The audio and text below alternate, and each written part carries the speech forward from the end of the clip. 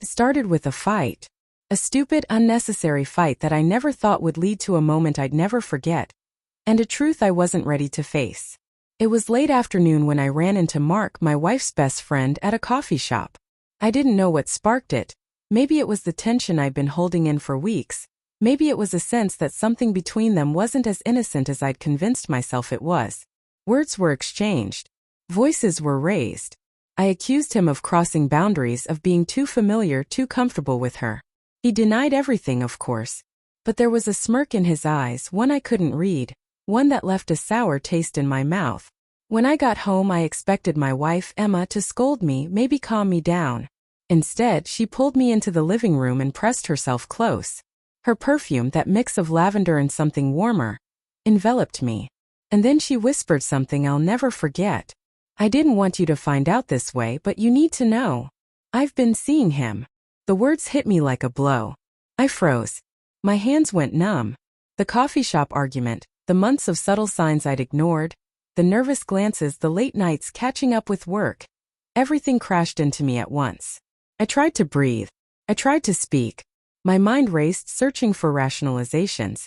Maybe it wasn't serious. Maybe it was overblown. But the weight in her eyes, the tremble in her voice told me otherwise. She loved me, she said, but she had also been drawn to him. Drawn in ways she didn't know how to stop. For weeks before that, I had noticed little things. Missed calls, she said, were nothing. Texts she answered in whispers. Late-night outings with her friends that seemed longer than necessary. I told myself I was being paranoid, that I was overthinking. But now the pieces fit together. The worry, the sleepless nights, the gut feeling that something was off. It had been real all along. I remember walking through our apartment after that confession, touching the things she left behind. The coffee mug with lipstick stains, the scarf she always wore, the blanket we shared at night. Every memory, every routine felt tainted.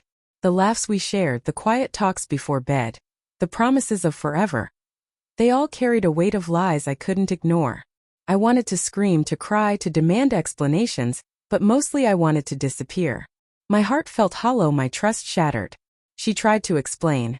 She didn't plan for it to happen, she didn't want to hurt me. She said she loved both of us in different ways, but the words collided with the pain, and I couldn't make sense of them.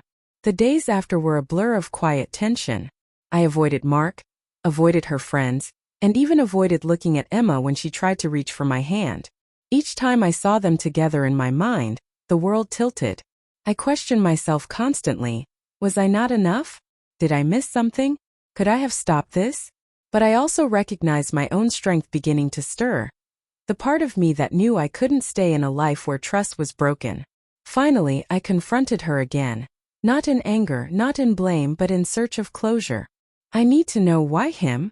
I asked, voice barely above a whisper. She looked at me, tears in her eyes, and admitted it wasn't about him. It was about something she felt she lacked with me. Something she couldn't articulate. She was lost, she said, confused and caught in a cycle she couldn't control. Hearing her perspective didn't heal me, but it gave me understanding.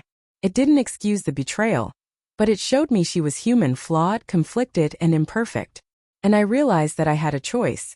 Stay and try to salvage a love broken by deceit, or walk away with my dignity intact. I chose to leave. I couldn't undo what had happened, couldn't reclaim the innocence of our past, couldn't force trust where it no longer existed. Saying goodbye was excruciating but necessary. She cried, I cried, and for the first time in weeks we let the silence speak. In the aftermath I replayed that moment, the fight with Mark, her whisper, the truth spilling into my world, and slowly, painfully I began to heal. Memories that once stung became lessons, heartbreak became clarity, and the betrayal that had threatened to define me became the catalyst for self-respect and strength. I still think of Emma sometimes, still feel the ache of what could have been. But I've learned something essential. Love can be beautiful, but trust is sacred. When it's broken, even love isn't enough. And in choosing myself, I discovered resilience I never knew I had. That night, when she pulled me close and whispered the words I'll never forget, I felt the sharpest pain of my life, but also the first spark of something enduring. The quiet certainty that I could survive heartbreak and emerge whole.